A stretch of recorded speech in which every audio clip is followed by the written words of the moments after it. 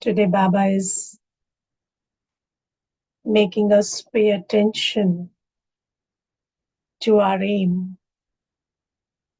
which is to become a charitable soul. Now, what is the meaning of a charitable soul? So, you see, it's not an accurate translation, but charitable soul means punyatma. And pap, punya are very Indian concepts. So you have a Hindi word, punya, but there is no exact counterpart in English. So it is called charitable soul. Now Baba says that you have to become a charitable soul. That's why you've come here. So it's very important that we look at our face in the mirror of our heart and check our actions, whether I am really becoming a charitable soul. Now, the interesting thing is, only we children know how to check this.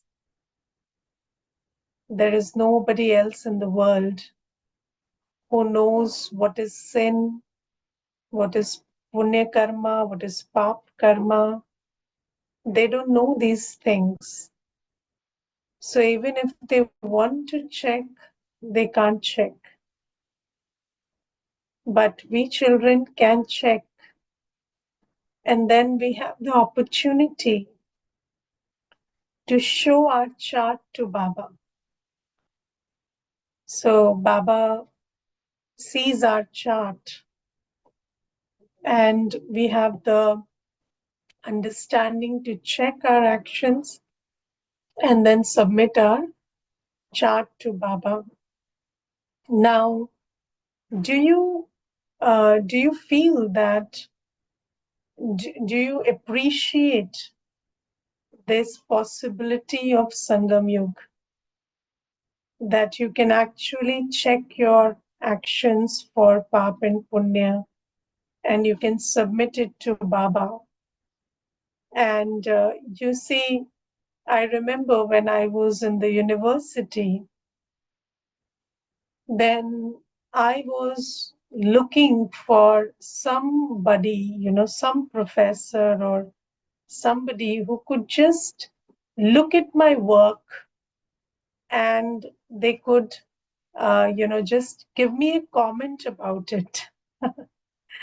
Whether, where do I need to improve or what should I do better? And it was very difficult to find because nobody has the time to look at you and tell you that, this is where you need to change or this is where, and let alone giving the power to change. But even that bhagya or fortune, that somebody looks at your work and they tell you where to change, that's also a huge opportunity. And Baba is here and Baba has given us the entire understanding of how to check our chart, how to check our account of sin and charity. And despite knowing how to check the account of Pap and Punya, if we still don't do that, then it's a waste of Sangam Yuga. And then submitting it to Baba. So first thing is checking it in the light of knowledge and then submitting it to Baba. And when you submit your chart to Baba, what does Baba do? Baba gives you the power to change. And any child who submits the chart with the with the intention for which Baba has directed us. What is the intention? The intention is to progress and to change where needed. So that's the intention with which we check our charts and submit it to Baba. So you have to uh, actually evaluate at every step. First thing is, am I checking my account of Pap and Punya? Second is, am I submitting my chart to Baba? Third is, am I doing it with the intention to progress and check and change, or am I doing it just like a discipline? Many children, they just know that I have to submit a chart, so I do it. But that's not the intention of submitting a chart. So when you're submitting your chart, you're very aware that this is my defect and this is where I need to change. And with that intention, when you submit the chart, then Baba is giving you the power and whatever the soul needs for that change. And I have seen many examples in my personal journey and in the journey of other good practicing BKs who have said that when they submitted an honest chart to Baba and they released this intention that I want to get rid of this defect or I want to do better than this, then they could do it. Because it's a fact that Baba gives me the power and the virtues and the understanding when I submit my chart to Baba. Now, Baba gives an example of, people in the Lokik world also writing diaries and journals. And these days, it's a practice that many people follow. They also write their journals and they jot down whatever they did in the day and their good acts and everything. And they do it with the intention that the generations which come later, they will read it and be inspired. But we don't we don't have that intention. But do we have an intention? That's the big question because there is a word in Hindi which is called Neminath. So Neminath is somebody who is just doing everything as a niyam, as and in Bharat there is a lot of this culture of niyam. So you're just doing it for the sake of doing it. It's a everyday ritual that you're practicing, but there's no meaning to it.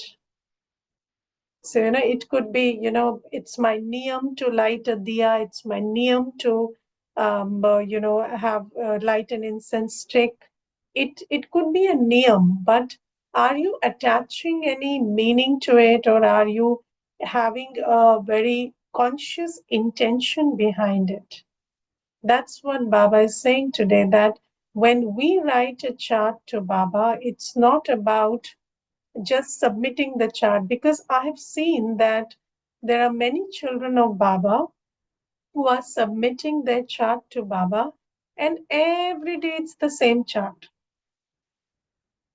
5 years, same chart.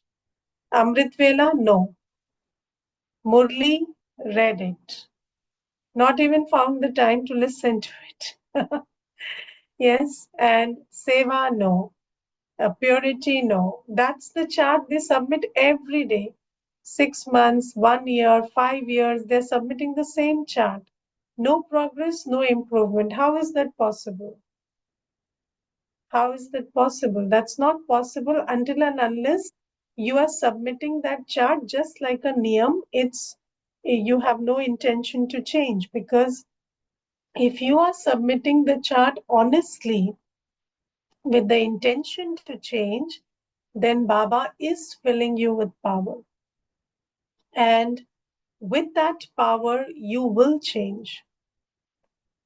So, this is the first thing about the chart, that you check for your account of sin and charity, for pap and punya, and then you submit it with honest intention to change, and then take the power from Baba to change and change it.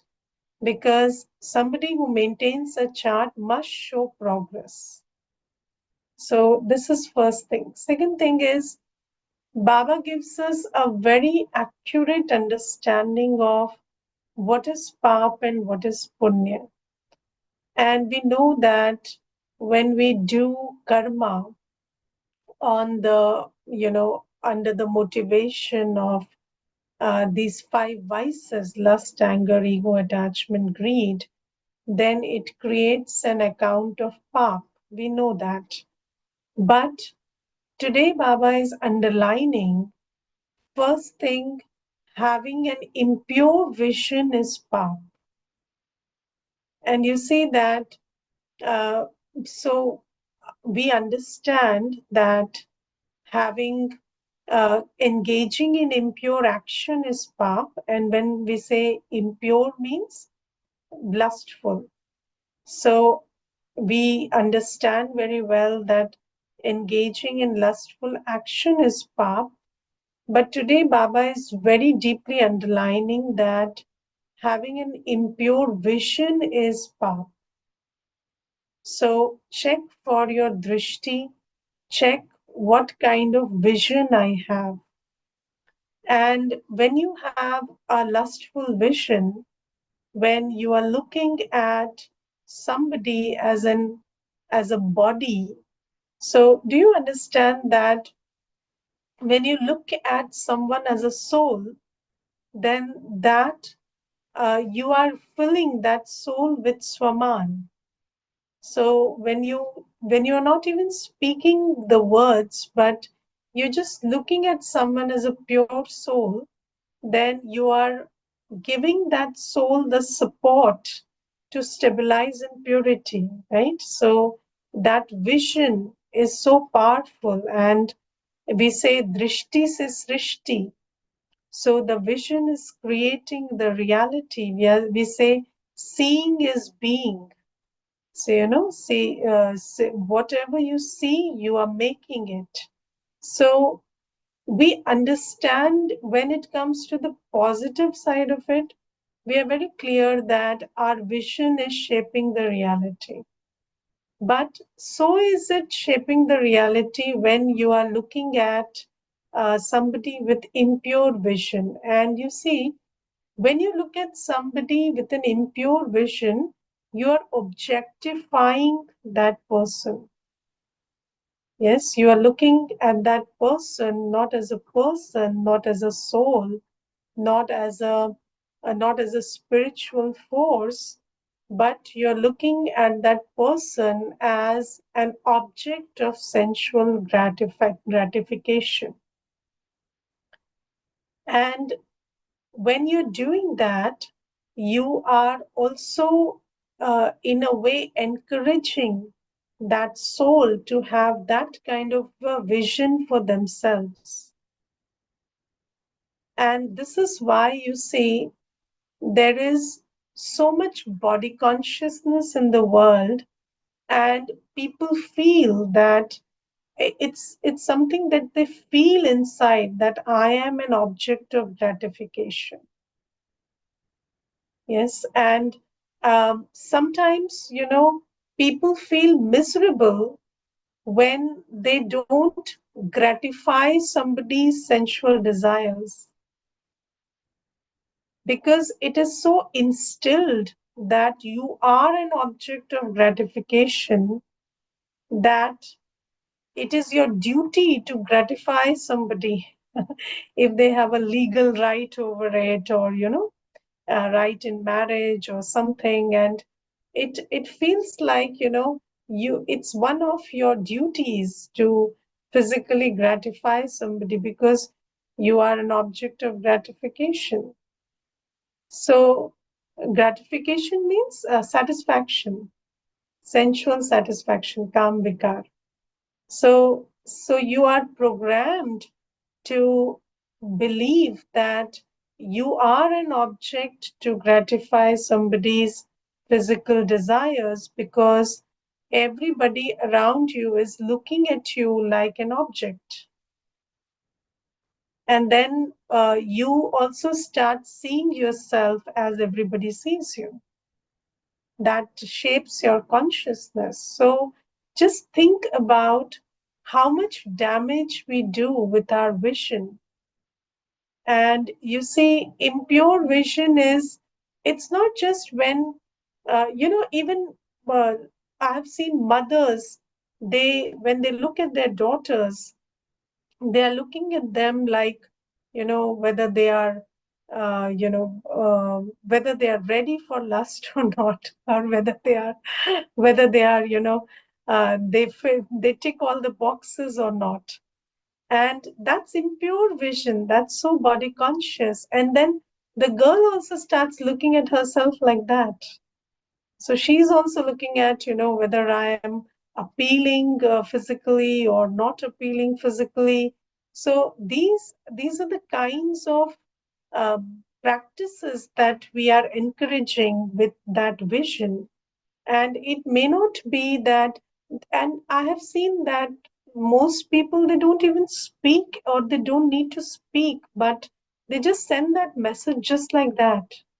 And then you feel there is something not okay with with the person you're looking at, or they also get the message very loud and clear. So Baba says that you have to check for impure vision. You have to check whether you are looking at a soul as an object. And that is a soul, that's a spiritual force, that's someone you should have respect for. And then if you are looking at that person as a body, then that's very lustful vision.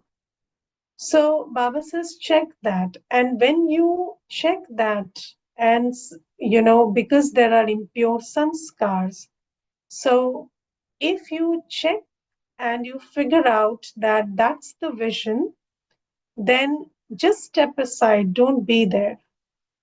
And then stabilize yourself in your purity before the next interaction. So it's very important to check and change the vision. Then so you must understand, you must be able to detect impure vision. And um, you see, many times I have found it very amazing and surprising and astonishing that many children, they don't even understand that this is impure vision. And Baba today says that Baba talks about married couples having impure vision for each other, which is, they think that this is very religiously accurate of us. So there is nothing wrong because lust has religious sanction. So religion sanctions it. So you are blessed to go into lust with your partner. So so there's a whole ceremony and there is so much religion and rituals attached to it. So it is it is camouflaged as. And do you ever think about this? I don't know. I think about these things a lot.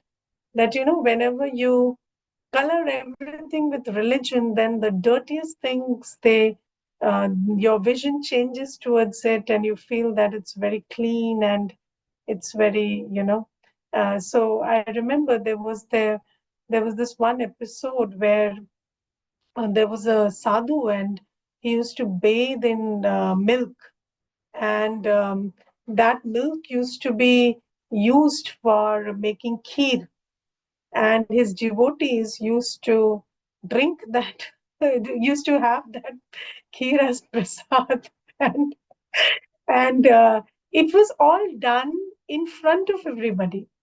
And there was so much, that ringing of bells and everything, and it was given such a religious color that the devotees felt they are having something very pure and very, high energy, and they drank that and they ate that kheer with so much devotion. And so, this is the way bhakti and Ravan Rajya, they go together.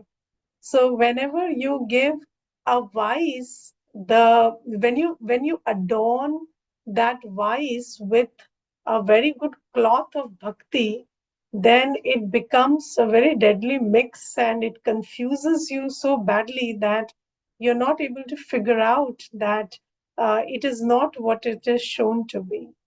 And Baba says that, so even there's one sister, and she was sharing with me that there is a lot of pressure from the in-laws, and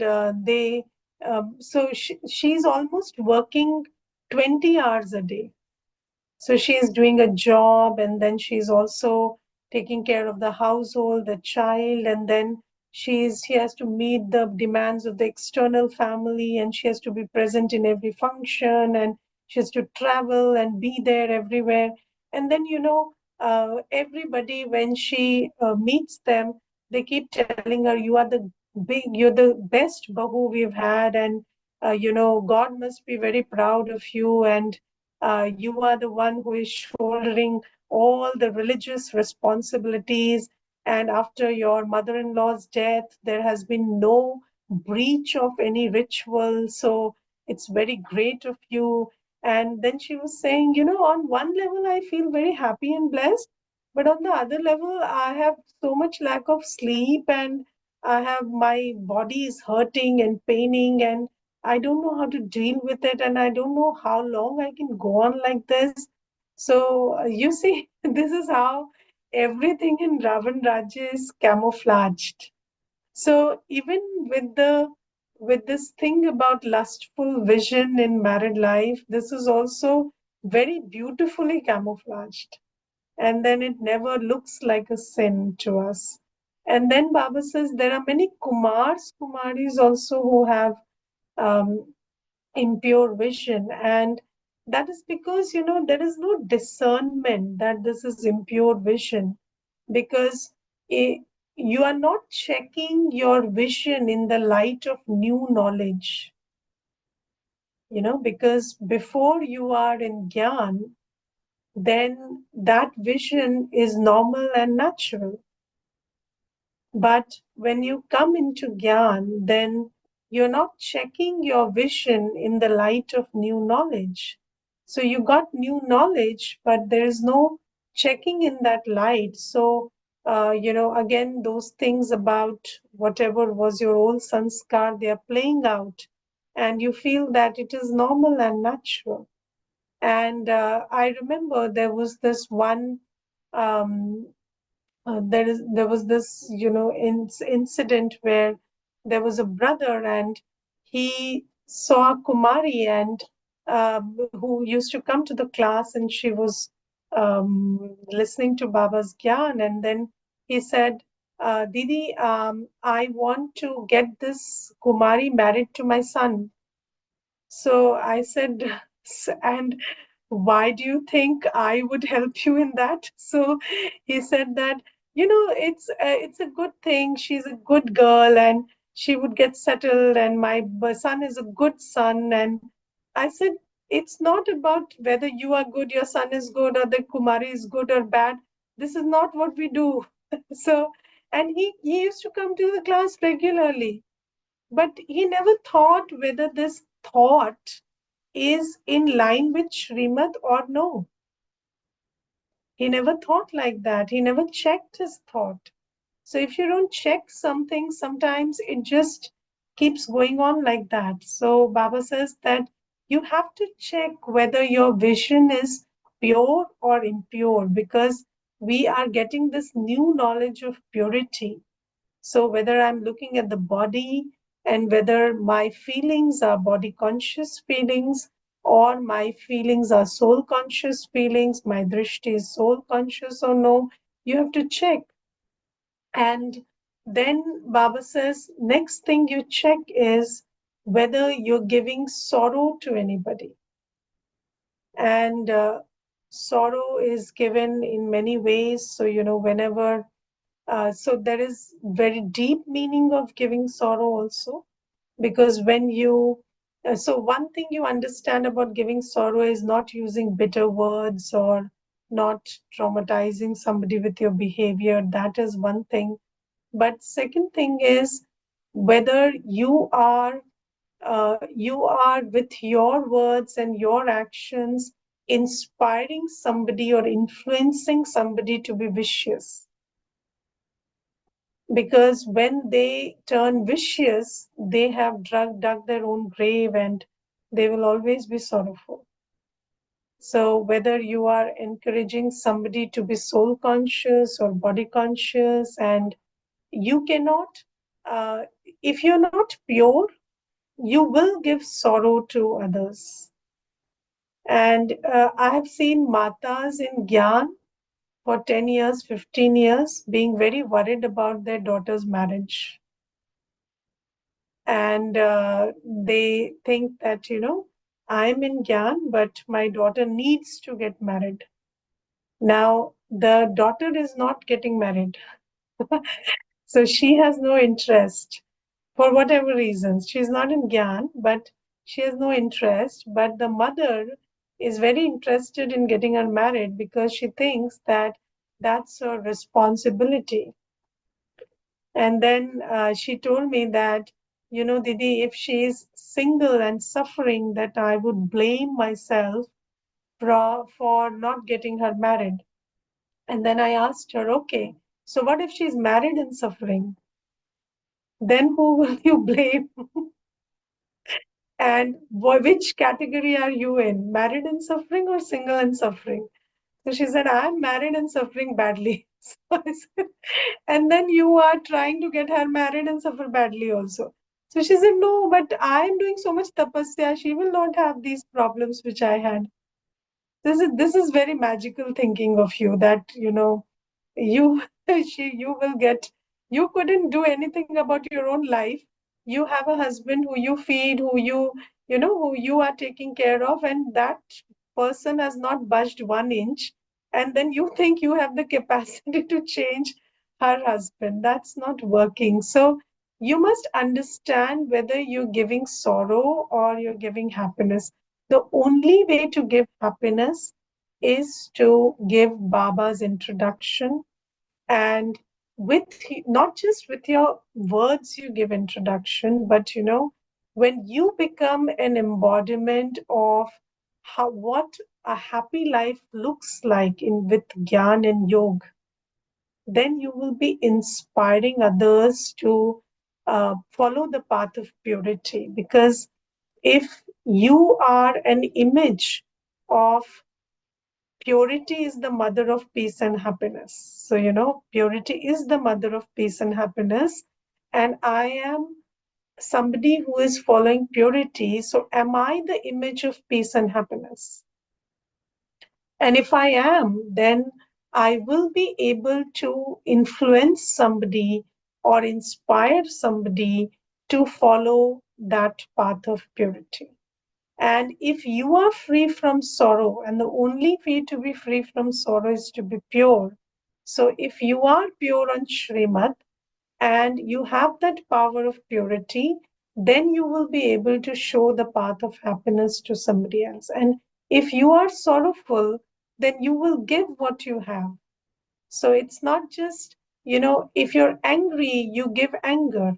If you're lustful, you teach somebody how to be lustful. If you are greedy, you teach somebody how to be greedy. So, uh, parents teach children to worry about money at a very young age. And then they are always, thinking that money is the bigger thing and I have to be running after it. But the truth is, money is your shadow and it follows a powerful soul. But if you have not realized it yourself, then you will make everybody run after money and not good karma. And that is how it is working. So Baba says also check because only we have the capacity to check.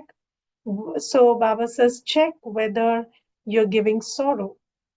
And then Baba says check whether you are having yoga and check whether you're doing seva. And Baba says that these are imperishable jewels, and it is your duty to donate these imperishable jewels to everybody. So check whether you're doing punya karma, because you see, in the world, whatever is held to be punya karma is not actually punya karma, because people donate money to the impure, and that money is used for impure purposes, and then that donation is not being counted as, an account of punya. It actually increases your account of pap. So that's how people are trying to do punya karma in the world. But Baba says no. If you have, if you want to donate money, you do that in spiritual seva, in this alokik seva, because those who are pure and those who have the aim to create a world of purity will use that money in the creation of a world of purity. And if you have to serve the world of the souls of the world, then the only method to do that is to donate imperishable jewels of knowledge.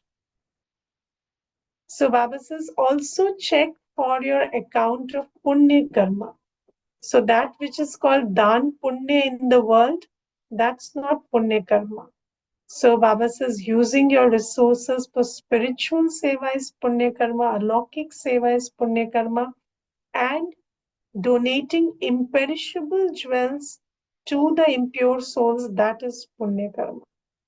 So we have to check very well whether we are doing pap karma, increasing our account of pap karma or increasing our account of punya karma, and whether we are, whether even if I'm free from sin, am I increasing my account of charity?